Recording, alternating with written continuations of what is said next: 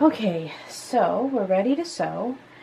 Things you want to have by you are the instructions. I have them up on this TV here behind me for easier reading. And then, so your instructions, you want to have bias tape. They recommend 1 inch. I used 1/2 inch and I liked that look, so I'm going to be using that again. I have these little wonder clips. Some people use pins, but I like the clips. Saves your fingers. I found that 2 bobbins were enough for the project, more than enough. And I decided to go with this kind of neutral brown. My fabric is red, so I think, you know, it'll show up in certain areas, but I don't mind because there's kind of this brown in here, so I'm not gonna stress over it. And then the 12-inch elastic piece that they mention, I've seen people use the full 12 inches on each pocket. These are going to be for your pocket, so they bunch up. I cut mine in half for 6 inch. The difference is just going to be how big your pockets can stretch.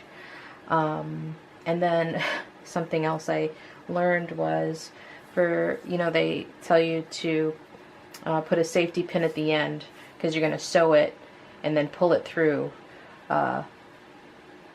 And when I first did it, I used a really small pin, which was silly. So find a nice long one, make it easier on yourself. And I'll be explaining the pockets in a little bit. That was one of the things I kind of stared at the directions forever. So anyway, the first part of this is we're going to assemble the first 3 pieces, and that's marked 1, 2, and 3. So in my case, and in your case too, when you cut the fabric, hopefully you've marked it like I suggested to keep track if the pen didn't work for you. By the way, did you cover up your fabric pen? Did you put it back with the cover on just so it doesn't dry out? Little tip. And when these pieces are cut, they have darts on them to help you line them up. That's why they're there. And so I'm just going to line these up.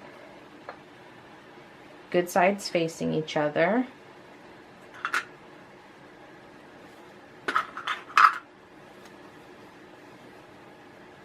Right now this is, let me see what pieces this is, 2 and 1, 1 and 2. So they're going right next to each other. I'm just going to put 3 clips in here. I think that'll be more than enough for me. Oh, hopefully I don't regret those words later. And what's nice is this is a big step, because once you've sewn it, I mean, that's going to be the cover, you know? So that's really nice. It's like you get this nice chunk done and can see the results pretty quickly before you get into it. I'm going to start sewing. I'm not going to record all of it. A couple of things is learning from my first attempt. The pockets, 1/2 inch seam for the elastic piece, 1/2 inch. Another tip is there's going to come a point when you are going to be taking 6 and 6. In my case, they're, you know, they look different. And when you line them up to sew, you want to make sure that the darts are far apart, like this, on the far ends. Not like this, or you will be getting to know the seam reaper. I literally came up with this sticker. You will know the seam reaper. When I was working on the pockets for this dust cover, because wow, did I get to know the seam ripper. All the seams are, all except one, are just 1/4 inch seams, which is the usual. So just remember, for the elastic, the piece where it's going to be for the elastic, you really want to make sure it's a 1/2 inch seam so you can put the elastic through. And again, the darts, see where this is facing. You don't want them to be close. They're going to be at opposite ends. I had to undo the whole thing when I did it. So opposite ends. See? Yeah. Opposite end. Far ends. Not close, far. Okay, that's it. Actually, what I decided to do, in case it's helpful to anybody, is just to show you this first stitch. And this first piece I'm stitching. It's going to be 1/4 inch.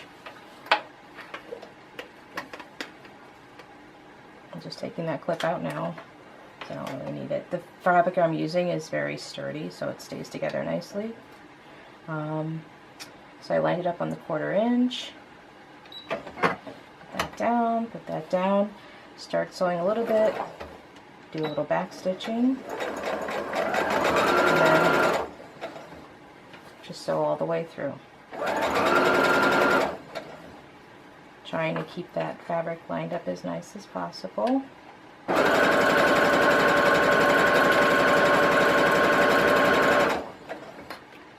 And you're just going to keep sewing down this way. You don't have to like do any crazy turns.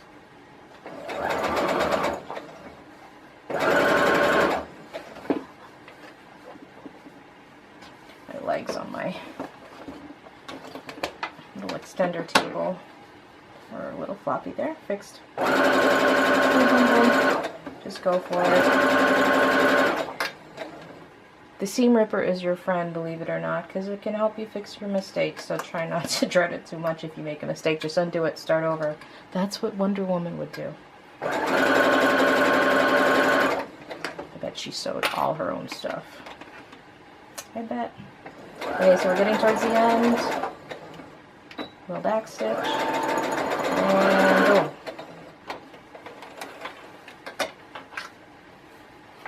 And because I'm enjoying this, remember, good sides together, I'll just do this other piece too on camera. I've only been sewing for about a year, and so what does help, if you're doing really challenging stuff, this isn't too bad, but if it is challenging for you, the more pins you use, the more clips, it helps you to keep everything straight. So don't be afraid to use more. That could actually help you out, which you'll need in the beginning, but it gets easier. Watch, I end up struggling with this for 10 minutes. Hopefully not. La, la, la. Should have background music or something. Usually I do. I'll play some music, but... Okay, here we go. I wonder if people are going to be sewing along with me. That's really cool. Okay. And then back stitch. And don't freak out. I know you see that little bit right there, maybe. That's the other. Don't sweat it too much. People, I think, obsess about wanting to just be great when you first start. Is crazy. Everything takes time. It's not going to be the prettiest stitching. And you know what? When you're making gifts for people, they honestly could care less. I mean, I've given lots of flawed gifts, and they've really been appreciated, which is nice. So go. Keep going. Now these little, you know, the frays and stuff. Keep an eye on them. You don't want them to build up too much, but for the most part, it should be okay. There's special sprays I think you can get that help prevent it. In any case, look at that. Boom. Boom. Look at that. So see, isn't that going to be cute? This was a remnant. This was a remnant. Remnant section, amazing, love it. Have lots of remnants.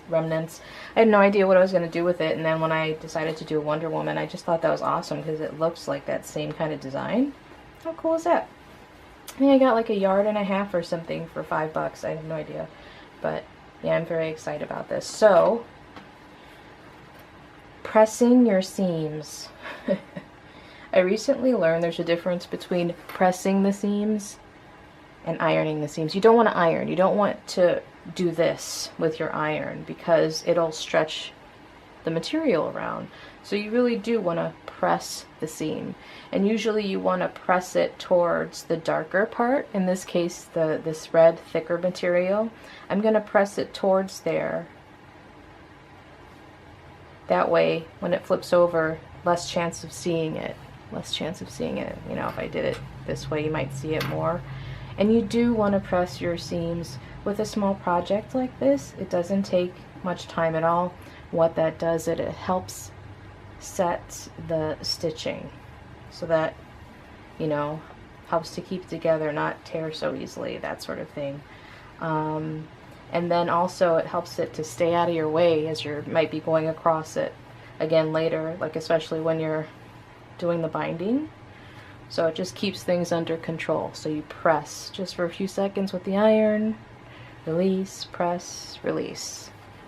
Okay, so I'm gonna go press and then